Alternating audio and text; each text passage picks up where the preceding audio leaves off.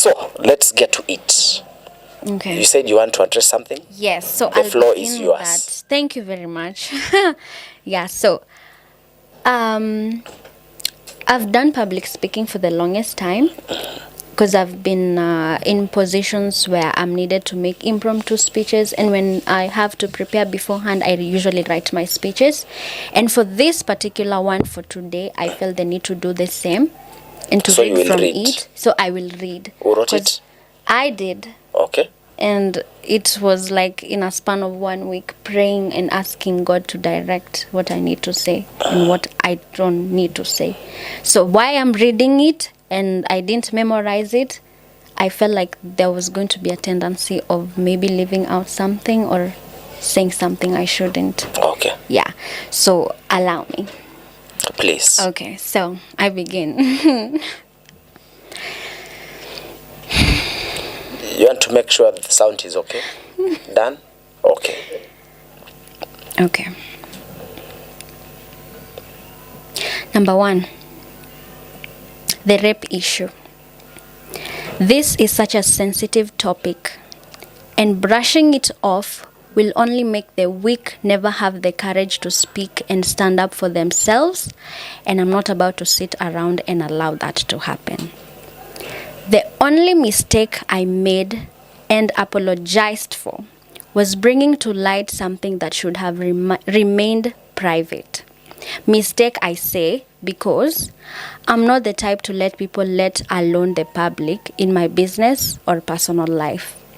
I've had to accept that I can't go back in time and reverse what I did. And remember, there's a reason for everything. And I sought that reason and found that in a way I was chosen to be a voice to the voiceless in this very sensitive issue that is affecting so many young women and old alike in the society today. And so denying or brushing it off will only derail me from that purpose. I'm ready to face anything that results from this and fight to the end, because those days of wanting to be perceived as nice, aka people pleasing, to avoid hurting others are long behind me. It's not my problem that someone is not willing to be self-aware of who they are and accept and be accountable of their very actions. I was a very scared, confused little girl, so innocent, harmless, and naive, and so many people took advantage of that. After a long time of self-reflection and allowing God's intervention, I've worked towards being that woman God purposed me to be. Not weak and silent, but bold and vocal about real issues affecting real people. I'm still in the process of healing, but I've never been this self-aware and certain of what I want to do with my life, and I'm never going to allow the wrong people to lead me off track. I am not here to explain or prove myself, but to make it known the ground I stand on, so that before you approach my territory, you know exactly who you will be dealing with. Number 2, me as a brand, okay? And how I was introduced into this spotlight, limelight, I was so oblivious of everything. It was a puppet show all through, where my input was not welcomed. Everything was so overwhelming for a reserved person like me. The spotlight, the attention, all of it. It was all too much for me. I hated to imagine that the fame and the fortune would turn me into this unrecognizable version of me. It drove me crazy. I was losing my mind over the idea. I became so impulsive and made unwise decisions. Yet people are so quick to judge, not knowing the whole story, feeling entitled to have a part in my quiet little life.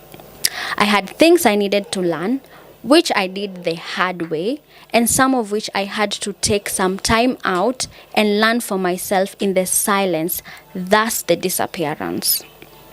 Time and time again, people would show up offering the whole world, but at a cost I was never and will never be willing to pay.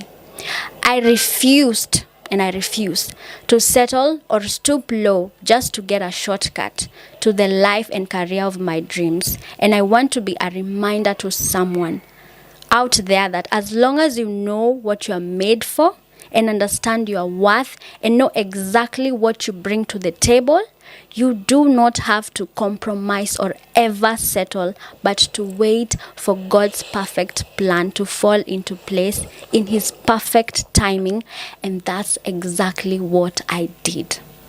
I trusted God's plan and timing, and I was willing to allow Him to prepare me for what He's now entrusting in my hands.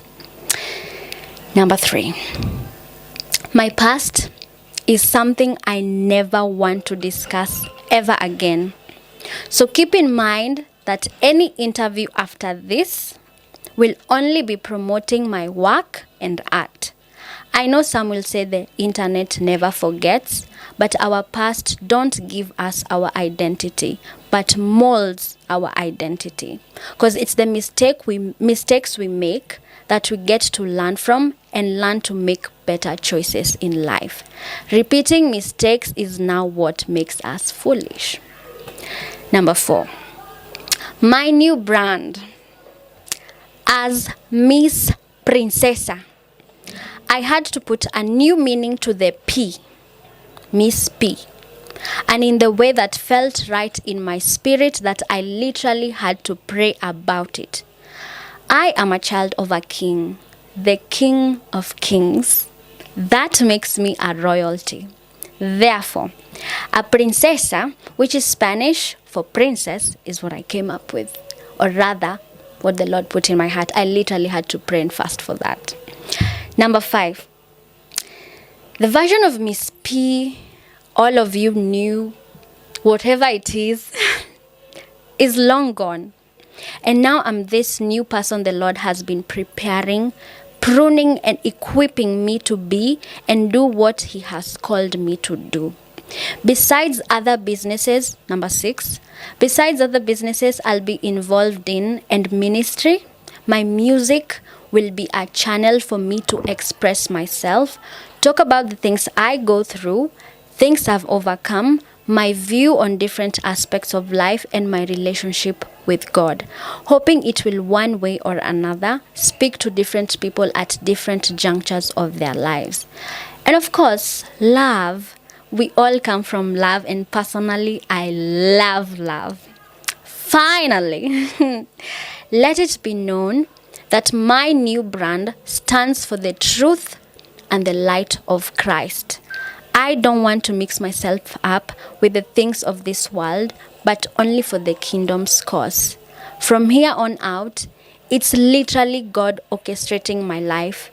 I give Him my plans and ambitions, and I allow Him to direct my steps, because the Bible says we make our plans, but it's the Lord that directs our steps. Yes. Wow. That's it. I am never talking about any of that ever again. Okay. Yes.